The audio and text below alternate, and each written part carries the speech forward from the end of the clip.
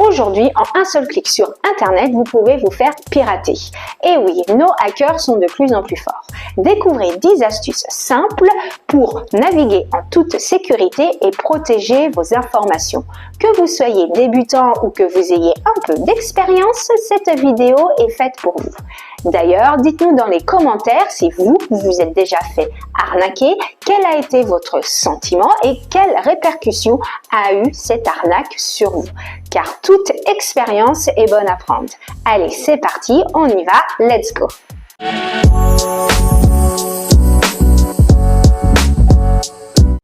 Première astuce, vos mots de passe doivent être solides et différents selon chaque site.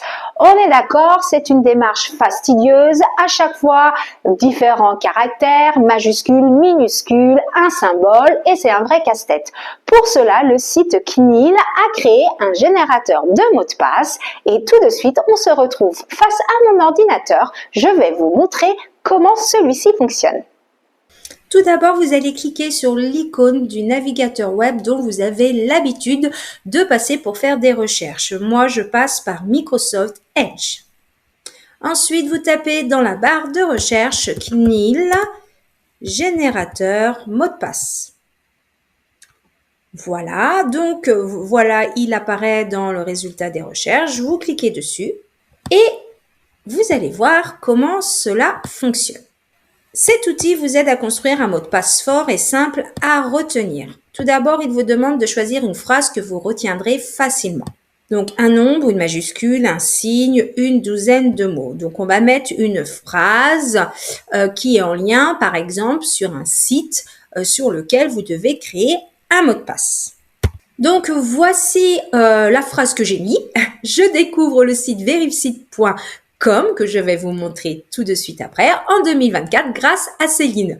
Donc là, j'ai mis donc le nom du site sur lequel je souhaite créer un compte et donc j'ai mis une phrase lambda.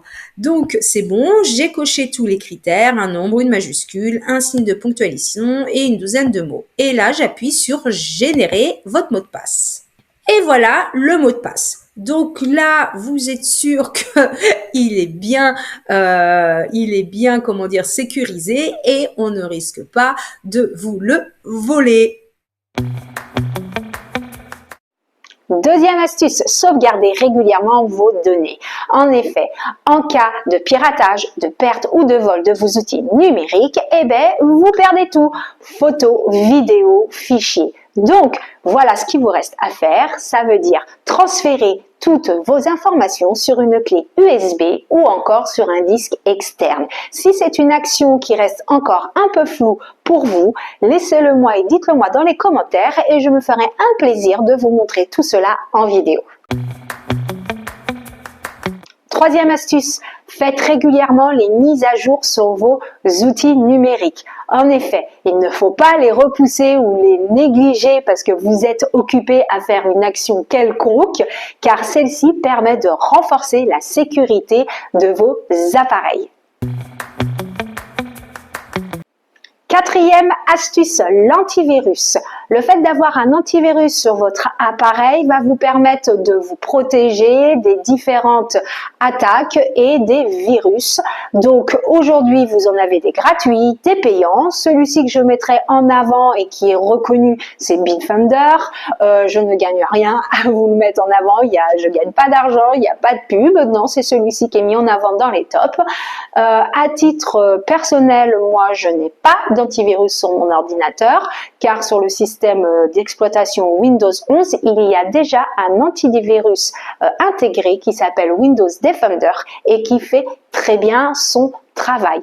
Pour conclure sur l'antivirus, cela ne sert à rien d'en avoir plein, car du coup, au final, ils n'auront aucune efficacité. Avant de continuer, je voulais vous parler de la catégorie communauté sur YouTube. Est-ce que vous savez ce que c'est? C'est l'endroit idéal pour qu'on puisse échanger ensemble, car nous sommes quand même plus de 350 sur la chaîne. Ici, je vais vous partager des sondages, ce qui va me permettre de vous publier du contenu qui vous intéresse, que que vous aimez, ce que vous voulez apprendre, ce que vous voulez pas apprendre, voilà, de l'actu numérique, bref, plein de choses. Et aussi d'avoir vos retours expériences, car on est une communauté, donc c'est bien quand même d'échanger. Et certainement, vous avez des choses à nous transmettre. Donc, venez me rejoindre, j'ai hâte d'échanger avec vous. Cinquième astuce, téléchargez vos applications uniquement sur des sites faits pour, c'est-à-dire Apple Store pour iPhone ou Play Store pour Android, pour limiter les risques d'installation d'une application qui peut être piégée ou encore piratée. Sixième astuce, méfiez-vous des mails frauduleux. Pour cela, vous devez développer des réflexes automatiques. Entre autres, vous devez observer s'il y a des fautes d'orthographe dans le mail et si les phrases sont bien formulées. Vous devez regarder aussi la qualité d'image de l'icône de l'organisme qui vous envoie le mail. Observez aussi s'il y a une phrase oppressante. On vous amène à l'action tout de suite, maintenant. Entre autres, vous n'avez pas le choix, on vous met le couteau sous la gorge pour effectuer une transaction tout de suite. Ça, déjà, ça doit vous mettre la puce à l'oreille et donc vous ne devez cliquer sur aucun lien. Et aussi, dernière chose, vérifiez bien l'adresse mail de l'expéditeur. Septième astuce, paramétrez bien vos réseaux sociaux. Aujourd'hui, c'est indispensable car c'est très facile de se faire pirater son compte Facebook, son compte Insta ou encore son compte TikTok. Bref, aujourd'hui, ils sont très forts. Je ne vais pas détailler les étapes comment paramétrer un compte, cela prendrait trop de temps. Par contre, si c'est une thématique qui vous intéresse, eh bien, je vous invite à mettre dans les commentaires juste en dessous. Par exemple, vous mettez vidéo paramétrage Facebook, vidéo paramétrage WhatsApp. Comme ça, moi, je sais ce qui vous intéresse. Je vais pouvoir vous préparer tout ça et comme ça, après, vous serez un as pour paramétrer votre compte réseau social. Huitième astuce, utilisez un VPN pour sécuriser vos connexions lorsque vous vous connectez à des Wi-Fi publics. Neuvième astuce, vérifiez les sites internet qui vous paraissent un petit peu louches ou encore les informations qui circulent sur le net. Pour cela, je vais vous montrer deux sites qui sont très simples d'utilisation, qui sont entre autres verifiesite.com ou encore AFP Factuel. Allez, on se retrouve tout de suite face à mon ordinateur. Voici VerifSite, le site en fait qui va vous permettre de vérifier la fiabilité d'un site internet en un clic.